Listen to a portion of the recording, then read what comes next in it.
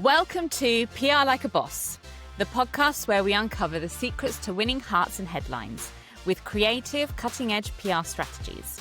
I'm your host, Patz, and today we're diving into a topic that's absolutely essential for anyone in the beauty and wellness space: how to break through the noise with authentic storytelling. With the overwhelming amount of content and marketing messages out there, brands today need to be real, relatable and raw to truly stand out. To break it all down is Nicola Bonn, a highly respected broadcaster and host of one of the UK's leading beauty and wellbeing podcasts, Outspoken Beauty. Nicola, welcome to the show. Thank you. This is very exciting. It's lovely to be here. It's so lovely to have you. Nicola, I'm just literally going to dive in. Go for it. So with your experience, both as a journalist and a podcast host, you've been able to connect deeply with audiences in beauty and wellness. What would you say makes a beauty or wellness story stand out to you? It just has to be authentic. It is so easy for me to tell if a brand is authentic or not now because I'm so practiced at it. But I think consumers nowadays are just more savvy and they can just tell. And I think that it's harder for the bigger brands because obviously they go back so far and they've got the heritage, which is a great story. But I think for smaller brands, if it really comes from the heart, and I'm not only talking about their story, and like, you know, that it's become maybe a bit cliche saying, I started making this in the kitchen. I think everybody's saying that now. And a few years ago, that was wonderful. But it's more than that. It's like if they're doing charity work, do you really care? If you're speaking about a certain messaging, why are you doing it and how deep does that run? Basically, don't do it unless you really mean it. Yeah, completely agree. Is there something that PR teams can do to really make their pitches feel fresh and authentic? I think you've got to bear in mind just how many people are contacting journalists, editors, podcast hosts. It's overwhelming, actually. And I think that I think at the moment more than ever, I mean, I hot desk in an office where there's a big beauty PR company and I really see their daily struggles. And I feel like every beauty PR is emailing and everybody's got great stories and everybody's got great ideas.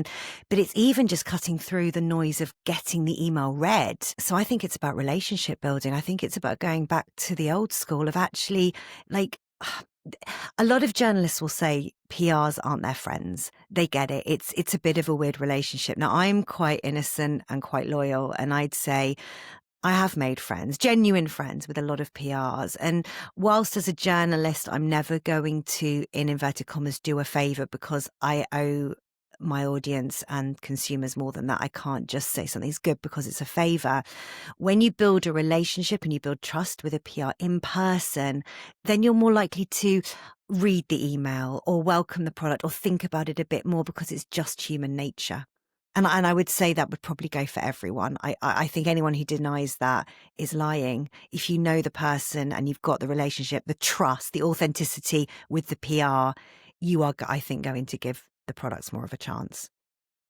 That's such a good point. I definitely, being an old school PR myself, I remember back in the day, we had basically a rule in the office that we had to be out of the office at least 3 times a week with journalists and making those connections and following up and building a relationship and friendships, like you say.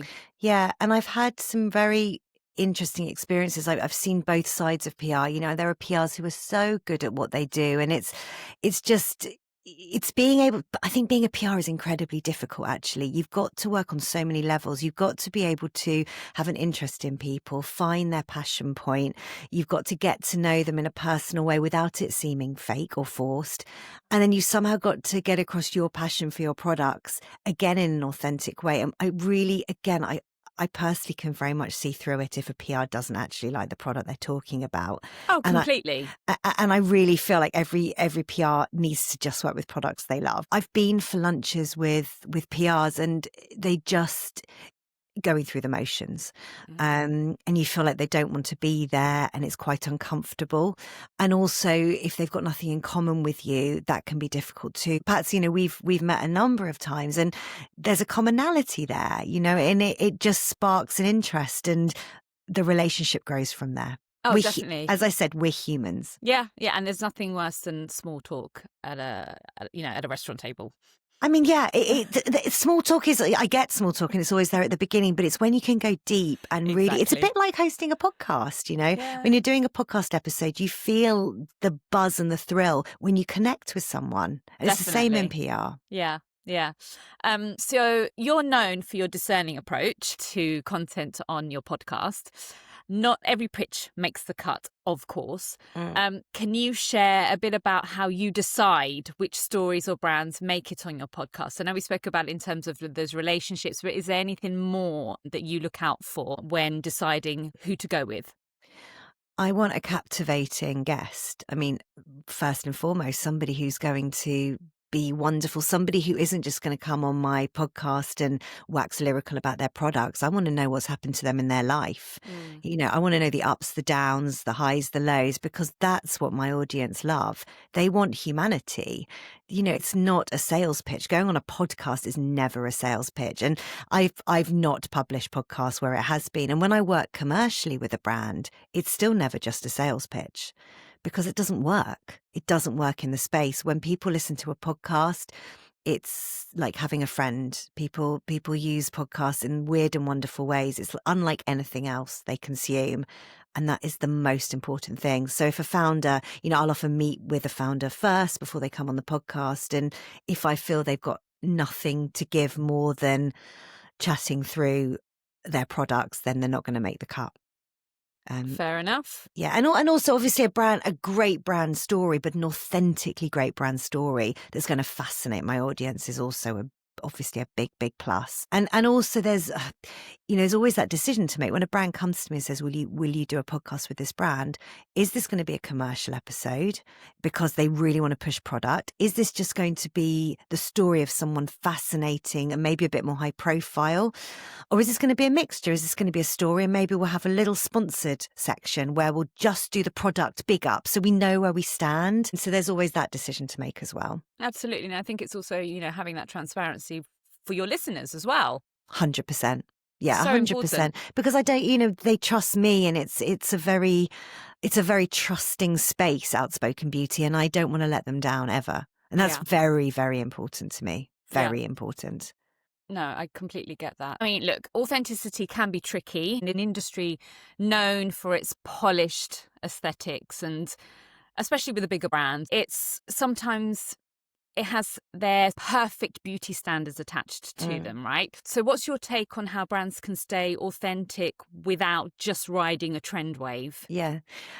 Interesting. I did a panel yesterday kind of around this and around how the language of beauty needs to change. So I think if you're a brand that doesn't have this mesmerizing story, or a founder who often something bad happens and they rise out of the ashes and change their lives. And there are plenty of incredible founders who have done that. But yeah, you need to sit back and say, right, we haven't got that story, but what can we do that's going to really either help people or resonate with people and something that we genuinely care about? And I think it's changing language. I think there's a massive fear with changing beauty language because people are scared that it won't resonate on SEOs. So for example, brands still use the term anti-aging, even though it puts women down. I have this rule: if your beauty product talks negatively to you into your bathroom, don't let it in. Why would you let a bully into your house? I see anti-aging as bullying women. It's always the language of telling women then they're not enough, anti this, anti that, change this. It's not okay anymore. And I love the beauty industry, but I want a beauty industry I can be even prouder of. And if the beauty industry is going to make women feel less than in order to make money, that doesn't sit right with me. So I think there's an authenticity in changing that around and saying, right, we love women as they are. Women should love themselves as they are, but let's bring them even more joy. Let's help them discover who they are and bring it out in the very best way. And I had Shannon Lawler from Marie Claire on the podcast this week, and we were discussing that also don't overpromise. At the end of the day, with skincare in particular, just be realistic about what it's going to achieve and celebrate the joy it can bring. Using lovely skincare brings joy. So I think it's just switching things up a bit and not being scared to be positive. Absolutely, completely that. I think we have seen a little bit of a shift slightly in the last few years.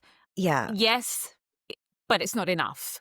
But the thing is, Patz, I feel like, yes, there has been a shift. But then on the other hand, women are having more treatments than ever at the moment, more aesthetic treatments. And it's that thing of like, we're seeing these 50 and 60-year-olds on social media who are saying, yeah, I'm so pro-aging, but they look 30 because they're having all this stuff done. So still women feel less than. Yeah, so we won't name names, but yes. No, but it's just, but it is. So yes, it's changing, but is it authentically changing? Yeah, no. I mean, look, it's tricky though, isn't it? Because social media really does play a part in our daily lives. I find myself doom scrolling all the time, and I'm like, oh my goodness, I need to stop. I just need to put the phone down, and you get this sense of perfectionism out there, super polished, and not everyone is telling the truth. You can tell when somebody's had a bit of work done, but they're not saying it. It's like, oh, well, I use this pot of cream. You're like,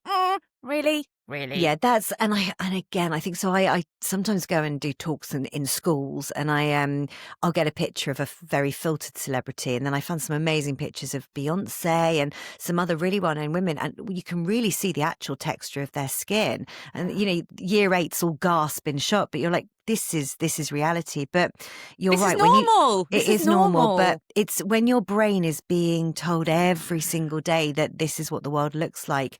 It's proven that actually the neural pathways change and you start believing it. But remember, you can curate your algorithm. So you don't need to see perfection. You can change that yourself. But when do we have time to do it?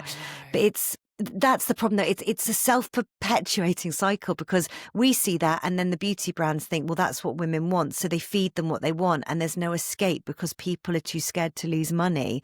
And I so get that. But it doesn't sit right with me at all. I mean, this is a real passion point of mine. Oh yeah, I can hear it. Yeah. You can hear it, and you can see it in, when I look at your content and what you talk about on Insta and on your podcast. We get that as listeners and viewers. Totally. We just deserve more. Absolutely. We're 100%. not. Yeah. And we need to love. I want to love that. I do love beauty, but I want to feel so empowered by it. Yeah. And if you think of charities like Look Good, Feel Better, where women, that's where you see the power of beauty. Absolutely. Yeah. Are there any brands or campaigns that come to mind that you think have done this really well? I think that, there are lots of brands I think that are absolutely brilliant. I think Dr. Pawpaw is an example of a brand that really stands out for me. It's really authentic. I mean, their founders, Pauline and Johnny, they truly believe in the charities they support, to the point where they're going out and actually doing marathons and stuff. They really support their staff. The language they use for their consumers is very positive. It's just this positivity runs through every stage of the brand, and that's why I think they're so successful.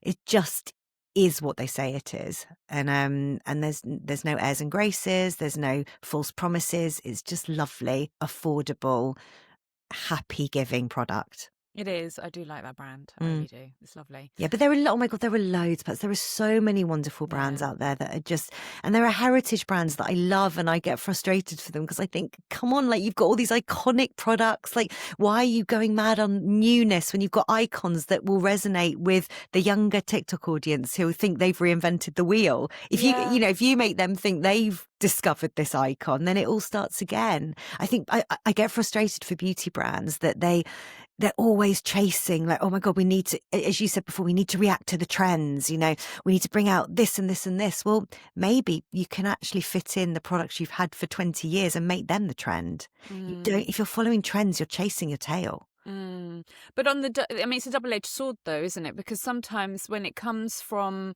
a journalistic point of view, when it comes to especially sort of maybe print and online, there is an element of, yes, but what's new? So do we feel that there's like I said, double-edged sword. But the I content wonder... out there from the brands, they feel the pressure of needing to up their game and increase their product line, because there is that requirement or demand when it comes to editorial.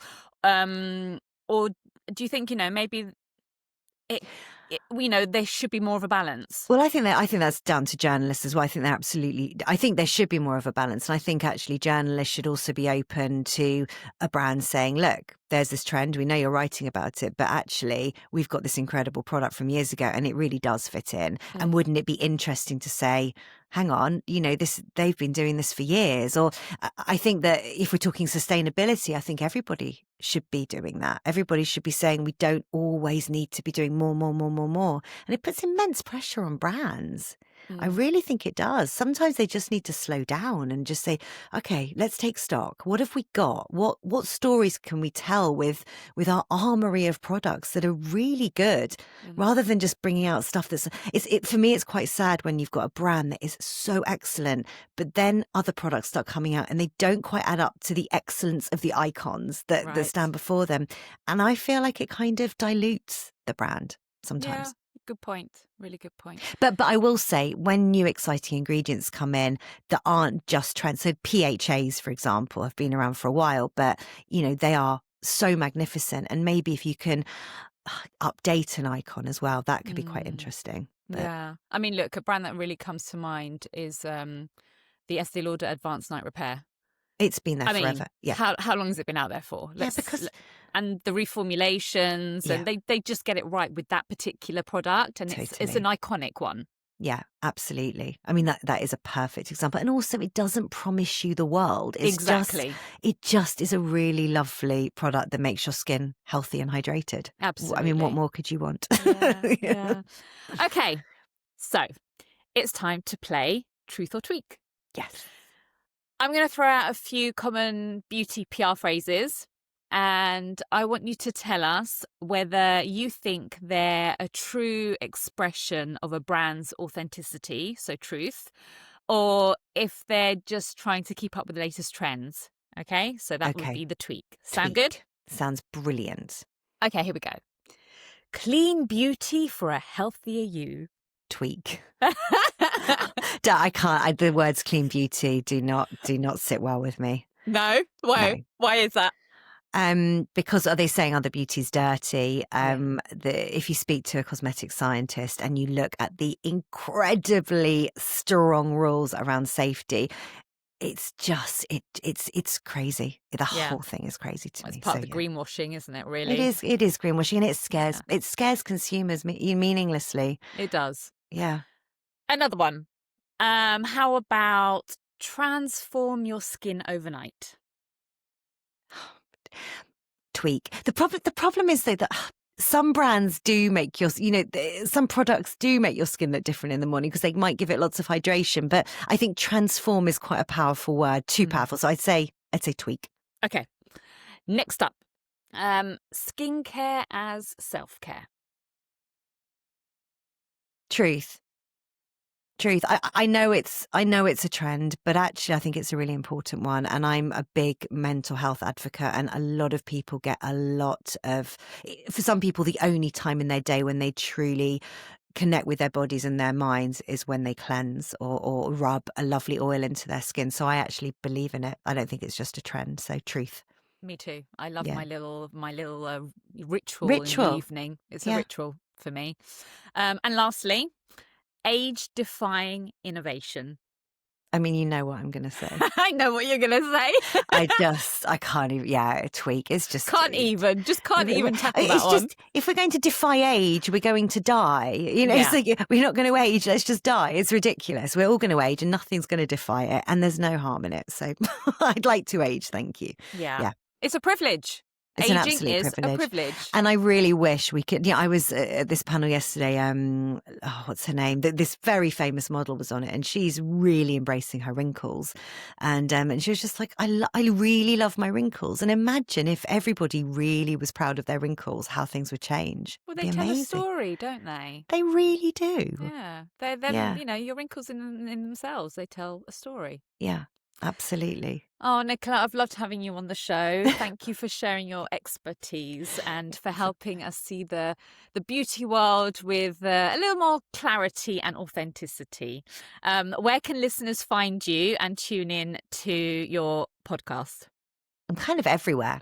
So yeah, apart from Acast, funnily enough, but yeah, you can find it anywhere. So Outspoken Beauty, and then there's the On the Scent podcast, which is my fragrance one that I host with Susie Nightingale. I've got so much. I've got a panel of 600 consumers who trial beauty products. Like there's it's all a bit crazy at the moment. But yeah, but do listen to the podcast, and also if anyone listening has got a really interesting story, then get in touch. Oh, amazing. Thanks again. Thank you. And thank you to my listeners for tuning in to PR Like a Boss. Remember, the best PR isn't just about getting attention. It's about creating connections. Like we said before, it's creating those relationships and nurturing those relationships. Catch you next time for more tips and insights on how to master the art of authentic, effective PR. Until then, keep pushing boundaries and PRing like a boss.